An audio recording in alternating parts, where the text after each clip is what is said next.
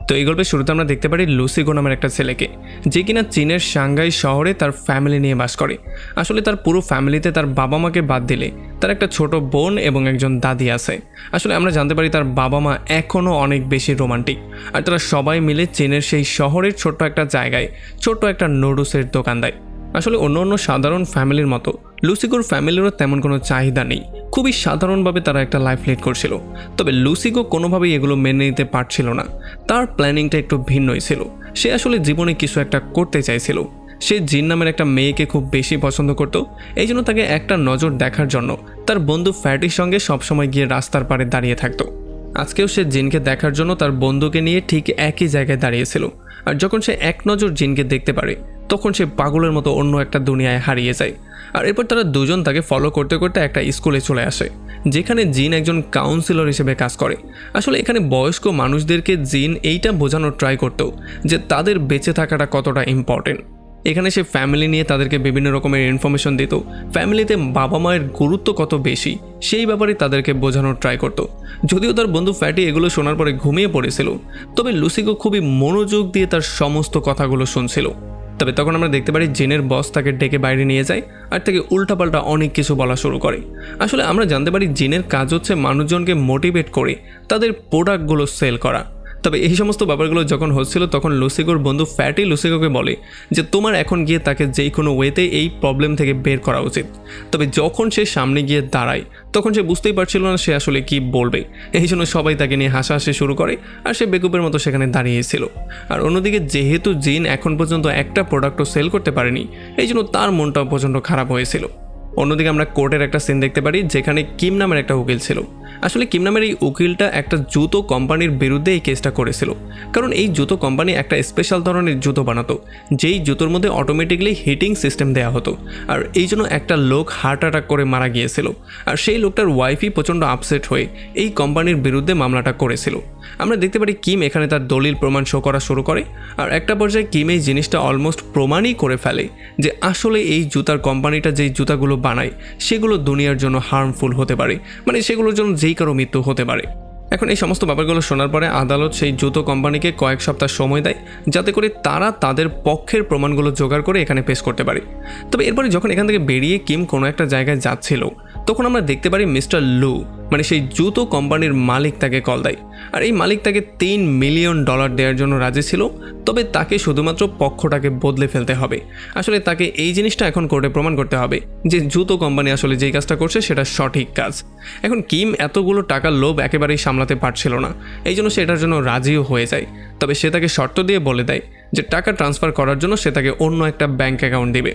এরপরে কিম চলে আসে সোজা জিনের সঙ্গে মিট করার জন্য। আর তার সঙ্গে দেখা হওয়ার সঙ্গে সঙ্গেই সে তাকে জিজ্ঞেস করে যে তার বলা মতো তার ব্যাংকের কার্ডগুলো সে নিয়ে এসেছে কিনা।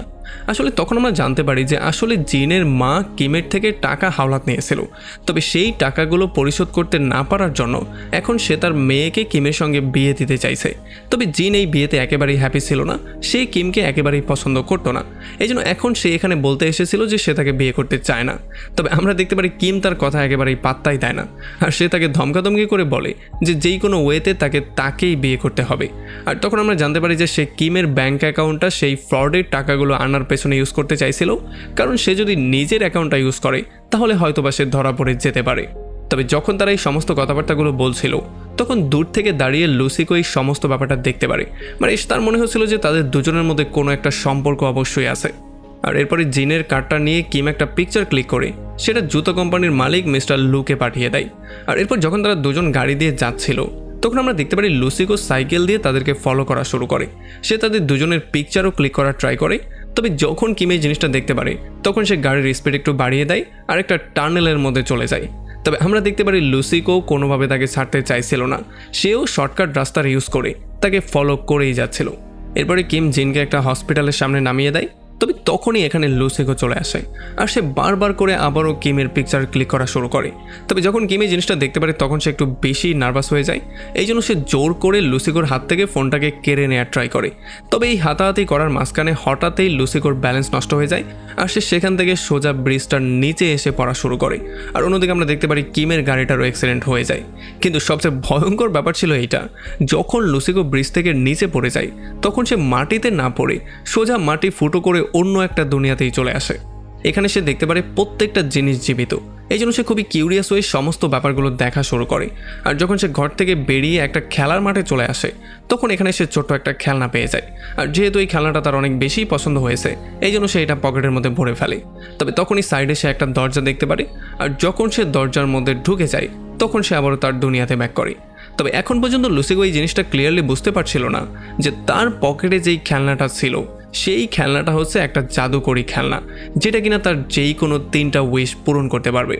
আসলে এই সমস্ত ঘটনাটা লুসিফারের কাছে একটা স্বপ্নের মতো মনে হচ্ছিল, কারণ সে বুঝতেই পারছিল না তার সাথে হয়েছিলটা কি। কারণ সে এখন সেই ব্রিজের উপরেই দাঁড়িয়ে আছে, যেই ব্রিজ থেকে সে নিচে পড়েছিল। আর তার চোখের সামনে কিমকে হসপিটালে নিয়ে যাওয়া হচ্ছে, কারণ তার গাড়িটার অ্যাক্সিডেন্ট হয়ে গেছে। কিন্তু অন্যদিকে সে এখন পর্যন্ত সেখানে সহি সালামতে দাঁড়িয়ে আছে। আর এদিকে আমরা দেখতে পারি জিন ফাইনালি চলে আসে সেই হসপিটালের মধ্যে, যেই হসপিটালে তার মাকে ভর্তি করানো হয়েছিল।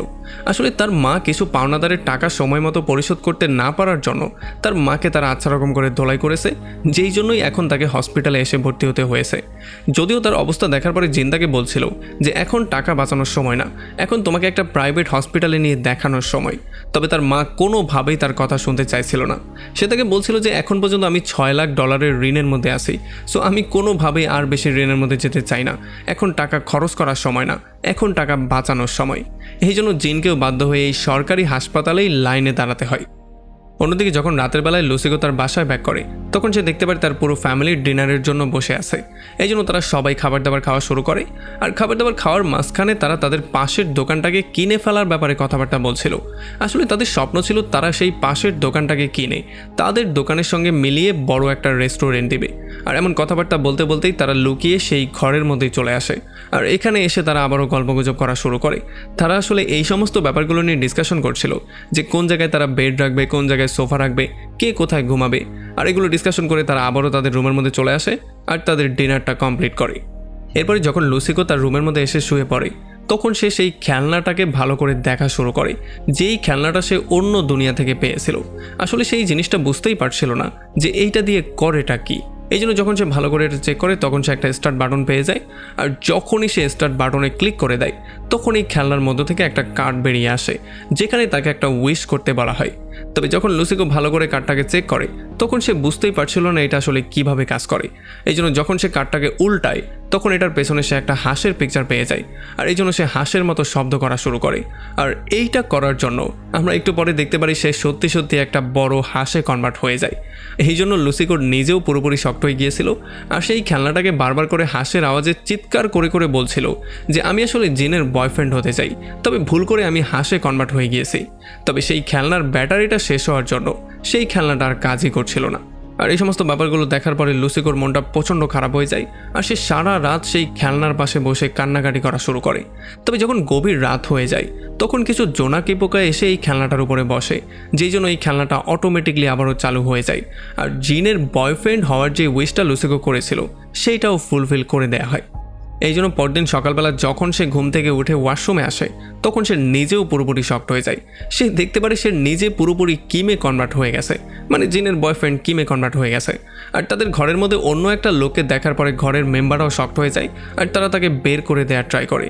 তবে সে বারবার করে তাদেরকে বুঝিয়ে বলার ট্রাই করে যে সে হচ্ছে তাদের একমাত্র ছেলে লুসিকো। তবে কেউই তার কথায় বিশ্বাস করতে চাইছিল না। এই জন্য তাদেরকে বিশ্বাস দেওয়ার জন্য সে কালকে রাতের সমস্ত ঘটনাগুলো তাদেরকে ক্লিয়ার করে বলে। সে বলে যে কীভাবে সে একটা হাঁসে কনভার্ট হয়ে গিয়েছিল, আর এখন যখন সকালে উঠেছে তখন সে একটা অপরিচিত লোকে কনভার্ট হয়ে গেছে। তবে যেহেতু তবুও তার ফ্যামিলির কোনো মেম্বার তার কথায় বিশ্বাস করছিল না, এই জন্য সে এক এক করে তাদের সিক্রেটগুলো বলা শুরু করে। যেমন তার বাবা এখন পর্যন্ত লুকিয়ে লুকিয়ে স্মোকিং করে, তার দাদির একটা ইউটিউব চ্যানেলও আছে যেটা সে সবার কাছ থেকে লুকিয়ে রেখেছে। এমনকি তার মায়ের ফেভারিট গানটাও সে গিয়ে শোনায়। তবে এতে করে কোনো লাভ হয় না, তার বাবা তাকে মেরে সেখান থেকে বেরিয়ে করে দেয়। তবে তারপরে তাদের মনে পড়ে যে যদি তাদের ছেলের রুমের মধ্যে এই অপরিচিত লোকটা শুয়ে থাকে, তাহলে তাদের ছেলে আসলে কোথায় গেল। এই জন্য তারা লুসিকোকে ভিডিও কল দেয়। তবে যখন সেই ভিডিও কলটা সেই লোকটাই পিক করে, তখন তারা আরও বেশি শকড হয়ে যায়। এদিকে হসপিটালের নার্স দেখতে পারে কিমের জায়গায় অন্য একটা লোক শুয়ে আছে। এটা দেখার পরে সে নিজেও পুরোপুরি কনফিউজ হয়ে যায়। সেও বুঝতে পারছিল না যে একটা রাতের মধ্যে পেশেন্ট কিভাবে পুরোপুরি চেঞ্জ হয়ে গেল।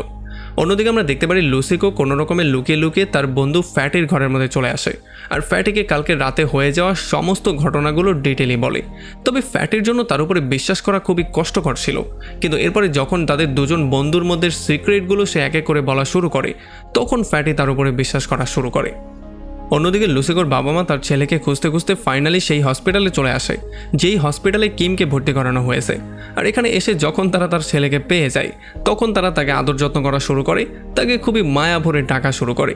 তবে যদিও চেহারাটা লুসিকোর হয়ে গেছে কিন্তু বডিটা তো এখন পর্যন্ত কিমেরই আছে, এই জন্য কিম তাদের সঙ্গে খুবই বেয়াদবি করা শুরু করে। এগুলোর জন্য তারাও পুরোপুরি শক্ট হয়ে যায়। তবে এরপরে যখন সে আয়নায় নিজের চেহারাটা দেখে তখন সে নিজেও পুরোপুরি শক্ট হয়ে যায়। সে দেখতে পারে তার চেহারা সুরত পুরোপুরিভাবে চেঞ্জ হয়ে গেছে। সে বুঝতেই পারছিল না যে কালকেও তো সে ঠিক ছিল, তাহলে আজকে তার সাথে কি এমন হয়ে গেল। আর তখনই হসপিটালে কিমকে খুঁজতে খুঁজতে দুইটা লোক চলে আসে। আসলে তারা চাইছিল সেই $3 মিলিয়ন কিমের অ্যাকাউন্টে ট্রান্সফার করতে। তবে এখানে যখন তারা কিমকে পায় না তখন তারা চলে যাওয়ার ট্রাই করে। যদিও লুসিকো কিম এখন তাদেরকে আটকানোর অনেক ট্রাই করে, তবে এতে করে কোনো লাভই হয় না। আর যেহেতু তারা এমন উল্টাপাল্টা ব্যবহার হসপিটাল নোটিস করছিল এই জন্য তারাও দ্রুত তাকে বিদায় করে দেয়। অন্যদিকে আমরা দেখতে পারি লুসিকো তার বন্ধু ফ্যাটিকে নিয়ে চলে আসে তাদের রুমের কাছে। আর ফ্যাটিকো জানলা দিয়ে রুমের মধ্যে গিয়ে সেই খেলনাটাকে চুরি করে সেখান থেকে বেরিয়ে চলে আসে। এরপর তারা দুজন একটা নিরিবিলি জায়গায় চলে আসে। এখানে এসে তারা খেলনার উপরে থাকা ভাষাগুলোকে গুগল ট্রান্সলেটের মাধ্যমে বোঝার ট্রাই করছিল। আসলে এই খেলনাটার উপরে লেখা ছিল এটা একটা জাদুকরি খেলনা, আর এই খেলনাটা যার হাতে থাকবে তার যেই কোনো 3টা উইশ এই খেলনাটা পূরণ করতে হবে। তবে একটা শর্ত হচ্ছে এই খেলনাটার কাছে উইশ 6 দিনের মধ্যে চাইতে হবে। যদি 6 নম্বর দিনে 6টার পরে কোনো উইশ করা হয় তাহলে সেই উইশটা পূরণ করা হবে না, তখন সময় শেষ হয়ে যাবে। আর যেই উইশগুলো সে অলরেডি পূরণ করবে সেই উইশের মধ্যেই সে সারা জীবন আটকা পড়ে থাকবে। এখন লুসিকো বুঝতে পারে যে যদি সে 6 দিনের মধ্যে রিভার্স উইশ না করে তাহলে সে কিমের বডির মধ্যে আটকা পড়ে যাবে। তবে এখন তারা দুজন চিন্তা করা শুরু করে যে আসলে তাদের হাতে পুরো 6টা দিন আছে। এই 6 দিনে তারা চাইলে কি কি না করতে পারবে। তারা কিমের টাকা দিয়ে ফুর্তি করতে পারবে, যেখানে যেটা ইচ্ছা সেটা করতে পারবে, যেভাবে ইচ্ছা টাকা খরচ করতে পারবে, আর ফাইনালি কিমকে পুরোপুরি ফকির করে তাকে রাস্তায়ও নামিয়ে আনতে পারবে। তবে আমরা দেখতে পারি লুসিকো তাকে সরাসরি না করে দেয়। সে বলে যে না, এই সমস্ত কাজগুলো আমরা করতে চাই না, আমি শুধুমাত্র জিনের সঙ্গে একটু সময় স্পেন্ড করতে চাই। আর নেক্সট দিনে আমরা দেখতে পারি সে জিনের সঙ্গে মিট করার জন্য বিভিন্ন রকমের কাপড় ট্রাই করা শুরু করে। এরপর যখন সে জিনের সঙ্গে মিট করতে চলে আসে তখন জিন তাকে এটা ক্লিয়ারলি জানিয়ে দেয় যে তার মায়ের জোর করাতেই সে তার সঙ্গে মিট করতে এসেছে, এর বাইরে আর কোনো কথা নেই। তবে আমরা দেখতে পারি লুসিকো তার কথা পুরোপুরি ইগনোর করে দেয় আর তার সঙ্গে গিয়ে খাবার দাবার খাওয়া শুরু করে। তবে এখানে লুসিকো বাচ্চাদের মতো বিহেভ করা শুরু করে আর সে জিনকেও তার সঙ্গে এমনটাই করতে বলে। যদিও জিন প্রথমে এমনটা করতে না করছিল, তবে যখন সে আস্তে আস্তে এগুলো করা শুরু করে তখন সে নিজেও এনজয় করা শুরু করে। এখান থেকে তারা দুজন একটা ক্লাবে চলে আসে আর এখানে তারা নানান রকম করে ফুর্তি করা শুরু করে। জিনও মন খুলে এনজয় করছিল, না জানি কতগুলো বছর পরে সে আজকে হাসছিল।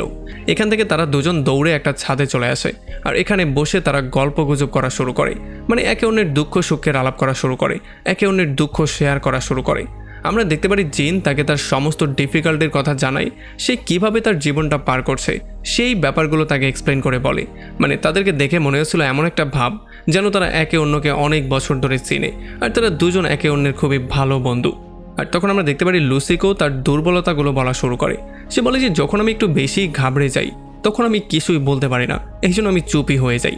তবে তখন জিন তাকে পরামর্শ দিয়ে বলে যে যখন তুমি একটু বেশি ঘাবড়ে যাবে তখন তুমি জোরে জোরে চিৎকার করে তোমার মনের কথাগুলো বলে দেবে, দেখবে এরপর আর তোমার মনের মধ্যে কিছু লুকিয়েই থাকবে না। আর এই সমস্ত ব্যাপারগুলো শোনার পরে তারা দুজন ছাদে দাঁড়িয়ে চিৎকার করে করে যার যার মনের কথাগুলো স্পষ্ট করে বলে তাদের মন থেকে যত কষ্ট ছিল সেগুলো বের করে দেয়। এরপরে পরদিন সকালবেলা জিন লুসিকোকে বলে যে আসলে তোমার এই বাচ্চার মতো বিহেভিয়ারটার প্রেমে আমি পড়ে গেছি। যদিও প্রথম দিকে আমার খারাপ লেগেছিল, তবে এখন আস্তে আস্তে করে আমার ভালো লাগা শুরু হয়েছে। এইটা বলে সে তার কাছে চলে আসে আর তাকে জড়িয়ে ধরে কিস করার ট্রাই করে। তবে তখন কিমের শরীরটা জোরে একটা ধাক্কা দিয়ে তাকে নিচে ফেলে দেয়। আসলে আমরা জানতে পারি জিন ভালোবেসেছিল লুসিকোর মনকে, কিমের শরীরকে না, এই জন্যই কিমের শরীর ধাক্কা দিয়ে তাকে দূরে ফেলে দিয়েছিল। আর এত জোরে ধাক্কা দেওয়ার জন্য কিমও অনেকটা ব্যথা পেয়ে যায়, এই জন্য প্রচণ্ড মাথা গরম করে তাকে উল্টাপাল্টা অনেক কিছু বলে সেখান থেকে বেরিয়ে চলে যায়। অন্যদিকে আসল কিমকে লুসিকোর ঘরের মধ্যে নিয়ে আসা হয়, এই জন্য পরদিন সকালবেলায় সে সেই জুতো কোম্পানির মালিক মিস্টার লুয়ের সঙ্গে কথাবার্তা বলতে চলে যায়। তবে মিস্টার লু তাকে একেবারে পাত্তাই দেয় না, আর তাকে জোর করে কোম্পানি থেকে বের করে দেওয়া হয়। আর এরপর সে তার বাসায়ও যাওয়ার ট্রাই করে, তবে সিকিউরিটি গার্ড যেহেতু তাকে চিনতে পারছিল না, এই জন্য তার নিজের বাসায় তাকে ঢুকতে দেওয়া হয় না। আর এদিকে লুসিকোর বাবার মনে হচ্ছিল তার ছেলে এমন বিহেভিয়ার করছে কারণ আঘাতের জন্য হয়তোবা তার ছেলের স্মৃতিশক্তি চলে গিয়েছে। আর এরপর যখন তারা সবাই ঘুমিয়ে পড়ে তখন আমরা দেখতে পারি কিম লুসিকোর বোনের মোবাইলটা চুরি করে সেটা দিয়ে সোজা কোম্পানির মালিক লুকে কল দেয়, আর তাকে বলে যে এখন সে শুধুমাত্র তার সঙ্গে মিট করবে কোর্টের হিয়ারিংয়ের দিনে। আর সে তাকে কনভিন্স করে এটাও বলে যে তোমার কোম্পানিরই জয় হবে, তবে টাকাগুলো আমাকে অবশ্যই সময় মতো সেন্ড করে দিতে হবে, তবে এর মাঝখানে একটু ব্যস্ত থাকার জন্য আমি কোনোভাবেই তোমার সঙ্গে মিট করতে পারবো না।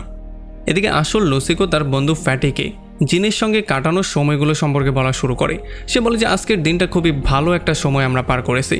তবে তখন তার বন্ধু ফ্যাটি তাকে পরামর্শ দিয়ে বলে যে এইটাই হচ্ছে গিয়ে আসল সময়, তোমাকে কিমের কাছ থেকে জিনকে দূরে সরাতে হবে। মানে যদি তুমি জিনকে তোমার করে পেতে চাও তাহলে কিমের বডি থেকে তাকে দূরে সরাতে হবে। আর এই সমস্ত ব্যাপারগুলো লুসিকো খুব ভালো করে বুঝতে পারে, এই জন্য সে পরের দিন অ্যাকশন নেওয়ার সিদ্ধান্ত নেয়। সে জিনকে ডেকে একটা রেস্টুরেন্টে নিয়ে আসে সরি বলার জন্য। অন্যদিকে জিনের মা যেহেতু বারবার করে তাকে প্রেশারাইজ করছিল, এই জন্য বাধ্য হয়ে তারও কিমের সঙ্গে মিট করতে চলে আসতে হয়। এখন প্ল্যান মতে লুসিকো জিনকে সরি বলার জায়গায় উল্টো এখানের ওয়েটারের সঙ্গে বেয়াদবি করা শুরু করে। আর এই সমস্ত ব্যাপারগুলো দেখার পরে জিন একটু বেশি লজ্জা পেয়ে সেখান থেকে রাগ হয়ে উঠে চলে যায়। এরপরে যখন সন্ধ্যাবেলায় জিন তার রুমের মধ্যে একা বসেছিল তখন তার মা বারবার করে তাকে কল দিচ্ছিল। আসলে সে কিমের কাছ থেকে কিছু টাকা নেয়ার ব্যাপারে তাকে কথাবার্তা বলতে বলছিল, তবে জিন তার মায়ের কোনো কলই পিক করছিল না। একটু পরে তাকে লুসিকো কল দেয়, আর লুসিকো আজকের রেস্টুরেন্টের ঘটনার জন্য তার কাছে মাপ চাওয়া শুরু করে, আর সে বারবার করে তাকে সরিও বলে। তবে আমরা দেখতে পারি জিন তাকে এটা স্পষ্ট জানিয়ে দেয় যে আমি চাইলেও তোমাকে আর মাফ করতে পারবো না, তুমি ব্যবহারটাই এমনটা করেছো। আর এটা বলার সঙ্গে সঙ্গে যখন তারা ফোনটা রেখে দেয় তখন আমরা দেখতে পারি লুসিকো আর তার ফ্রেন্ড নাচানাচি করা শুরু করে। তবে আরও একবার শেষবারের মতো পার্কে মিট করার জন্য সে জিনকে রাজি করিয়েই ফেলে, আর সে এইটাও তার কাছে প্রমিস করে যে এইবার সে উল্টাপাল্টা কোনো ব্যবহার করবে না। এরপরে যখন পরদিন পার্কে জিন তার সঙ্গে মিট করতে যায় তখন প্ল্যান মতে লুসিকোর সঙ্গে অলরেডি দুটা মেয়ে ছিল, আর এই মেয়েগুলো জিনকে অনেক বেশি অপমান করা শুরু করে। আর এই সমস্ত ব্যাপারগুলো সহ্য করতে না পেরে জিন প্রচণ্ড রাগ করে একটা ট্যাক্সিতে উঠে বসে। তবে লুসিকো এখন পর্যন্ত তাকে ফলো করেই যাচ্ছিল। সে উল্টো এই ট্যাক্সির কাছে এসে জিনকে নানান রকম করে অপমান করে, আর তাকে বলে যে তোমার মতো এমন আনস্মার্ট এবং খ্যাত একটা মেয়ে আমি জীবনও দেখিনি, তোমার মতো এমন কুৎসিত মেয়েও আমি আমার জীবনে দেখিনি। আর এগুলোতে প্রচণ্ড রাগ হয়ে জিন তাকে বলে যে কোনোদিনও আমার সামনে আসার ট্রাই করবে না। এটা বলে যখনই ট্যাক্সি নিয়ে সে চলে যায় তখন আমরা দেখতে পারি লুসিকোর খুশির শেষ ছিল না, কারণ তার প্ল্যানটা পুরোপুরি কাজ করে ফেলেছে। এখন জিন কিমকে সবচেয়ে বেশি হেট করে, তবে তখনই আবার তার ঘরের কথা তার মনে হওয়া শুরু হয়ে যায়, এই জন্য সে খুবই আপসেটও হওয়া শুরু করে। অন্যদিকে আমরা দেখতে পারি লুসিকোর বাবা মা যেহেতু মনে করছিল তাদের ছেলের স্মৃতিশক্তি হারিয়ে গেছে, এই জন্য তারা প্রচণ্ড আপসেট হয়েছিল। এই জন্য তাদের ছেলের স্মৃতিশক্তি ফেরত আনার জন্য তারা পুরনো একটা গান গাওয়া শুরু করে। তবে আমরা দেখতে পারি কিম অন্যদিকে মুখ করে ঘুমানোর নাটক করছিল। তবে লুসিকোর বাবা মার তার প্রতি এত ভালোবাসা দেখার পরে তার নিজের ছোটবেলার স্মৃতিগুলো মনে হওয়া শুরু হয়ে যায়। এখান থেকে গল্পটা ফ্ল্যাশব্যাকে চলে আসে, আর আমরা দেখতে পারি কিমের ছোটবেলার একটা স্মৃতি। আমরা দেখতে পারি যে কিম বাইরের ঠান্ডার মধ্যে দাঁড়িয়ে তার বাবা মাকে ভেতরে দেখতে পেত তার বোনকে ভালোবাসা দিতে, তবে তার প্রতি তারা একেবারেই কেয়ারলেস ছিল। আর এই সমস্ত ব্যাপারগুলোতে আমরা এই জিনিসটা ক্লিয়ারলি বুঝতে পারি যে কিমের ছোটবেলাটা মোটেও সাধারণভাবে কাটেনি, তার ছোটবেলাটা দুঃখে জর্জরিত ছিল। এরপর পরদিন সকালবেলা কিম ভুল করে লুসিকোর একটা ডিভাইসকে চালু করে দেয়, যেই ডিভাইসটা তার বন্ধু ফ্যাটি এবং সে নিজেদের মধ্যে কমিউনিকেশন করার জন্য বানিয়েছিল। আর এই ডিভাইসটার সিগন্যাল যখন ফ্যাটি পেয়ে যায় তখন সে কিমের সঙ্গে কথাবার্তা বলা শুরু করে। আসলে তার মনে হয়েছিল যে লুসিকো সেই 3 নম্বর উইশটাকে বলে তার নিজের বডির মধ্যে আবারও ফেরত চলে গিয়েছে, এই জন্য সে তার সঙ্গে কথাবার্তা বলার মাঝখানে কিমের কাছে সেই জাদুর খেলনাটা সম্পর্কেও বলে দেয়। আর এইটা শোনার পরে কিম একটু বেশি কিউরিয়াস হয়ে যায়, এই জন্য সে খুবই চালাকি করে ফ্যাটিকে সেই জাদুর খেলনাটা সহ একটা জায়গায় আসার জন্য বলে। আর ফ্যাটিও খুবই সরল মনে কিছু না বুঝে সেই খেলনাটা নিয়ে সেই লোকেশনে চলেও আসে। আর একটু পরে যখন লুসিকোকে এখানে ডেকে নিয়ে আসা হয় তখন লুসিকো দেখতে পারে অলরেডি কিম সেই জাদুর খেলনা সম্পর্কে সমস্ত ব্যাপারগুলো জেনে গিয়েছে। এখন কিম তাদেরকে থ্রেট করে বলা শুরু করে যে এই জাদুর খেলনা সম্পর্কে সে সবাইকে বলে দেবে, আর যদি তারা চায় সে এমনটা না করুক তাহলে তার 2টা কাজ লুসিকোকে করতে হবে। মানে এখন যেহেতু তার চেহারাটা কিমের মতো দেখতে, এই জন্য কিম হয়ে লুসিকোকে তার 2টা কাজ করতে হবে, কারণ এখন পর্যন্ত 6 দিন হতে 2 দিন বাকি ছিল। এই জন্য কালকের দিনে প্রথমে তাকে গিয়ে তার একটা স্পেশাল লোকের সঙ্গে মিট করতে হবে আর তার কিছু টাকা সেখান থেকে কালেক্ট করতে হবে, আর পরদিন মানে লাস্টের দিনে তাকে কোর্টে গিয়ে উকিল হয়ে সেই ক্লায়েন্টের পক্ষে কেসটাকে লড়তে হবে। তবে এগুলো শোনার পরে লুসিকো তাকে বলে যে আমি আসলে কিভাবে একটা উকিল হয়ে কোর্টে গিয়ে কাজ করব, কারণ আমার বয়স তো মাত্র 18 বছর। তখন কিম তাকে বলে যে তোমাকে উকিল টুকিল হতে হবে না, তুমি শুধুমাত্র কোর্টে যাবে, সব কিছু আগে থেকেই কাগজের মধ্যে লেখা থাকবে, তুমি শুধু কাগজ দেখে দেখে সমস্ত ব্যাপারগুলো পড়ে বলে দেবে, বাস তোমার কাছে এতটুকুই। এই জন্য পরদিন সকালবেলা লুসিকো কিম হয়ে চলে আসে সেই কোম্পানির মালিক মিস্টার লুয়ের সঙ্গে মিট করার জন্য, আর তার কাছ থেকে সমস্ত টাকা পয়সাগুলো কালেক্ট করা শুরু করে। তবে তখন দুর্ভাগ্যবশত জিনের মাও সেই পর্যন্ত পৌঁছে যায় আর সে তাদের সমস্ত কথাগুলো শুনে ফেলে। এই জন্য যখন কিম সেখান থেকে চলে যায় তখন জিনের মা গিয়ে মিস্টার লুকে হুমকি দিয়ে তার কাছ থেকে মুখ বন্ধ রাখার জন্য টাকা চাওয়া শুরু করে, মানে তাকে ব্ল্যাকমেল করা শুরু করে। এরপরে ফাইনালি চলে আসে শেষ দিন, মানে আজকে হচ্ছে সেই 6 নম্বর দিন, আর আজকেই তাকে সেই উইশ করে তার নিজের বডিতে ব্যাক করতে হবে। আর আজকে যেহেতু কিমের কোর্টে একটা হিয়ারিং ছিল, এই জন্য কিমকে কোর্টেও যেতে হতো। এই জন্য লুসিকো কোনো রকমের রেডি হয়ে চলে আসে কোর্টে, আর যখন কোর্টে সে ঘড়ির দিকে তাকায় তখন সে দেখতে পারে 6টা বাজতে এখন শুধুমাত্র 4 ঘন্টাই বাকি আছে। অন্যদিকে জিনও তার মায়ের কাছ থেকে এই জিনিসটা জানতে পারে যে সেই জুতা বানানো কোম্পানি মানে মিস্টার লুয়ের যেই কোম্পানিটা সেটা আসলেই একটা ফ্রড কোম্পানি। এটা শোনার পরে জিন তার মাকে বলে যে তোমার মিস্টার লুয়ের কাছ থেকে টাকা না নিয়ে বরং সত্যিটা নিয়ে কোর্টে যাওয়া উচিত ছিল। তবে তার মা কোনোভাবেই এটার জন্য রাজি হচ্ছিল না, কারণ তার কাছে টাকাটা সবার আগে। তবে এগুলো শোনার পরে জিনের মাথা প্রচণ্ড গরম হয়ে যায়, এই জন্য সে তার মাকে বকাবকি করে সে নিজেই বেরিয়ে পড়ে কোর্টে যাওয়ার জন্য। আর এটা দেখার পরে জিনের মাও তাকে থামানোর জন্য তার পেছন পেছন যাওয়া শুরু করে, আর এমন করেই তারা দুজনেই বেরিয়ে পড়ে কোর্টের দিকে। আর বাসের মধ্যে জিন তার মাকে বারবার করে এই জিনিসটা বুঝিয়ে বলার ট্রাই করে যে আসলে আমার কখনোই টাকা পয়সার প্রতি এতটা লোভ ছিল না, আমি তো সবসময় শুধু সাধারণ একটা জীবন লিড করতে চাইছিলাম, কিন্তু দেখো আজকে তোমার জন্য আমি কোথায় এসে দাঁড়া হয়েছি। এদিকে কোর্টের মধ্যে লুসিকো ফুললি কনফিডেন্ট নিয়ে কিমের দেয়া সমস্ত লেখাগুলো সবার সামনে পড়ে শোনায়, যেই জন্য সেই জুতার কোম্পানি এই কেসটা উইনও করে ফেলে। তবে এইটা দেখার পরে পাশে থাকা সেই বৃদ্ধ মহিলাটা কিমের হাত ধরে বারবার করে কান্নাকাটি করে তার কাছে সাহায্য চাওয়া শুরু করে, কারণ কিম তাকে প্রমিস করেছিল যে সে যেই কোনো ওয়েতে এই কেসটা উইন হতে তাকে সাহায্য করবে, আর তার স্বামীর মৃত্যুর যেই ন্যায় বিচার সেটা সে তাকে পেতে সাহায্য করবে। তবে এই সমস্ত ব্যাপারগুলো যখন হচ্ছিল তখনই লুসিকোর পকেট থেকে একটা ছোট খেলনা পড়ে যায়। আসলে এই খেলনাটা তাকে জিন দিয়েছিল সেই দিন রাতের বেলায়, যেই দিন রাতে তারা খুবই সুন্দর একটা সময় স্পেন্ড করেছিল।